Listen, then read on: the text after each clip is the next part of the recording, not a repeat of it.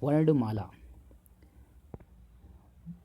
हिंदी भाषा की सबसे छोटी इकाई क्या है? ध्वनि है। ध्वनि को ही हम वर्ड कहते हैं, ठीक है। अब जो वर्णों की के व्यवस्थित समूह को वर्णमाला कहा जाता है। अब हिंदी में उच्चारण के आधार पर 45 वर्ड होते हैं, वहीं लेखन के आधार पर 52 वर्ड होते हैं। देखो, उच्चारण के आधार पर 10 स्वर होंगे और उच्चारण के आधार पर 35 व्यंजन होंगे। वहीं लेखन के आधार पर 13 स्वर होंगे और 35 व्यंजन होंगे। 4 संयुक्त व्यंजन रहते हैं जो हम छत्रक ज्ञातक लिखते हैं वो। देखो, भाषा की सबसे छोटी इकाई क्या है? वर्ड है। हिंदी में कुल कितने व्यंजन हैं? हमने देखा था 35। अब पढ़ते हैं स्वरों के प्रकार। मात्रा या उच्चारण के आधार पर तीन भेद होते हैं, प्रकार होते हैं, ठीक है। हस्त स्वर, दीर्घ स्वर, प्लुत स्वर। अब हस्त स्वर क्या होते हैं? जिनके उच्चारण में कम समय लगे, बहुत कम समय लगे, ठीक है। जैसे आ, ई, ऊ छोटी मात्रा है। वहीं दीर्घ स्वर में ज़्यादा, ये हास्य स्वर से दुगना समय लगता है। जैसे ये बड़ी मात्रा आप देख सकते हैं, आ, ई, ठीक है। ये बड़ी बड़ी मात्राएं हैं इसमें। भाई प्लुत स्वर क्या रहते हैं? इनमें दीर्घ स्वर से भी ज़्यादा समय लगता है। जैसे ओम, एक ओम रहता है जो अपन लिखते हैं, बोलते हैं ओम, ठीक है। ई कैसा स्वर है?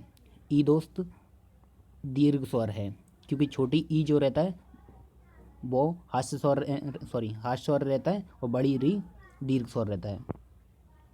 ऊ कौन सा है? ऊ अब ये छोटा है तो ये क्या? हास्य स्वर होगा।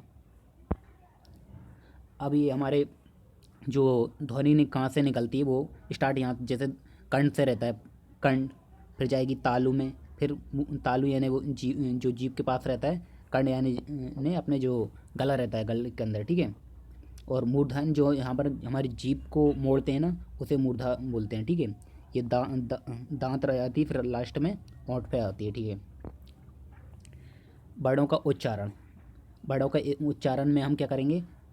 स्वर रहते, व्यंजन, अंतस्थल और ऊष्म ऊष्म पढ़ेंगे। देखो, स्वर हमने पढ़े थे ना, उच्चारण के आधार पर 10 होते हैं और लेखन के आधार पर 13 होते हैं। वहीं व्यंजन उच्चारण और लेखन के आधार पर 35 होते हैं, ठीक है।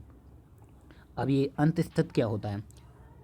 ठीक है, जो या, रा, ला, वा है ना, ये चारों वर्ण अंतस्थित कहलाते हैं। क्योंकि इनका स्थान जो स्पर्श और ऊष्म वर्ण होता है, मैं बता रहा हूँ ऊष्म क्या होता है। स्पर्श और ऊष्म वर्णों के बीच में होता है। ऊष्म वर्ण भी होते हैं जिसमें ऊष्मा निकले, हम बोलते समय गर्म ऊष्मा निकले, ठीक है। परीक्षा में हमसे पूछ सकता है कर्ण से क्या, कौन से बोले जाते हैं? स्वर्ग में आ, तालु से ई, और ये मूर्धन से ऋषि बोलते हैं, और दंत से, ये संस्कृत में रहता है, इसमें कोई यूज़ नहीं है यहाँ तक, ड्रा, ठीक है। ओंठ से ऊ, नसिका नहीं। कंठ तालु यानी कंड और तालु मिलके ए, ऐ, ठीक है। कंडोस ओ, औ, ठीक है। अब आपसे पूछ सकते हैं, इसी प्रकार हम इसको पढ़ लेते पहले।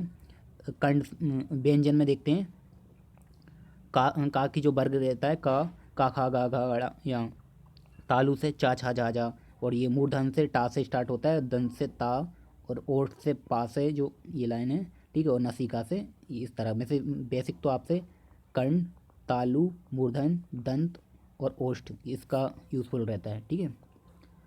ऊष्म, ये ऊष्म जो ऊष्मा निकलती है, ठीक है, जो सा भी रहते हैं, जो ठीक नेक्स्ट करते हैं।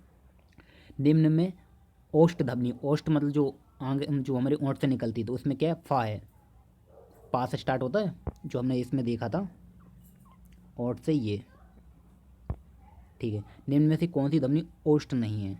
पा से स्टार्ट रहता, पा भी है, पा, तो जहाँ ये इसमें क्या नहीं है हमारा? ता नहीं है, ठीक है। ये ता नहीं है इसमें, क्योंकि देखो हमने आपको देखा था ता से स्टार्ट क्या होता है? दंत का रहता है ये। बाकी सब तो आपको पोस्ट में मिल जाएंगे। अब नसिक व्यंजन क्या होते हैं? जो नाक से बोले जाते हैं, ये उआ रहता है, बी ऑप्शन सही है, जो हमने इसमें देखा था। ये इस तरह के ये रहते हैं, ठीक है। ओ औ वर्ण क्या कहलाते हैं? इनको हम जो कंठ और ओंठ से बोलते हैं, इसलिए कंठ, ये सी सही होगा इसमें, जैसे ये देखा है हमने। ओके। चा वर्ग, चा वर्ग का व्यंजन है, चा से जो स्टार्ट होते हैं, चा छा झा झा, तो झा इसमें दिख रहा है, ये है चा से, देखिए आप, ये मैंने टिक कर दिया। अब कंपन के आधार पर हिंदी वर्णमाला के भेद हम पढ़ते हैं। पहला रहेगा घोष और दूसरा अघोष। अब बात आती है घोष अघोष क्या होता है। घोष वो होता है जिसमें श्वास धमनी कंपन करती है, और अघोष में जिसमें श्वास धमनी हमारी कंपन नहीं करती। ठीक है, इसमें ये कंठ वर्ण, ये है घोष, सॉरी अघोष, ये घोष, फिर अघोष घोष। ठीक है, नीचे आता अल्प प्राण महाप्राण, अल्प प्राण महापाल। अल्प प्राण भी वो रहता है जिसमें कम वायु निकले, जैसे का में कम वायु निकल रही, भाई महाप्राण वह होता है जिसमें ज़्यादा वायु निकले, जैसे खा, खा हम बोल रहे हैं, खा बड़ा ज़्यादा निकल रहा, का की तुलना में खा ज़्यादा महाप्राण इसलिए है। ठीक है, इसी प्रकार गा छोटा, जो ये गा का अल्प प्राण होगा, वही महाप्राण घा होगा। ओके, इसी तरह सब में रहेगा। अब निम्न में से कौन सा वर्ण घोष है, जिसमें जो घोष, अब हमने बताया था घोष क्या है, जिसमें कंपन, श्वास धमनी कंपन करते हुए निकले, तो इसमें क्या होगा, दा रहेगा, जो दा। ठीक है, जो हमने बताया था ये दा है। ठीक है, ये घोष में आ रहा है। जिन व्यंजन वर्णों के उच्चारण में मुख से कम श्वास निकलती, कम निकलती मैंने बताया था, कम क्या है, अल्प प्राण में होता है।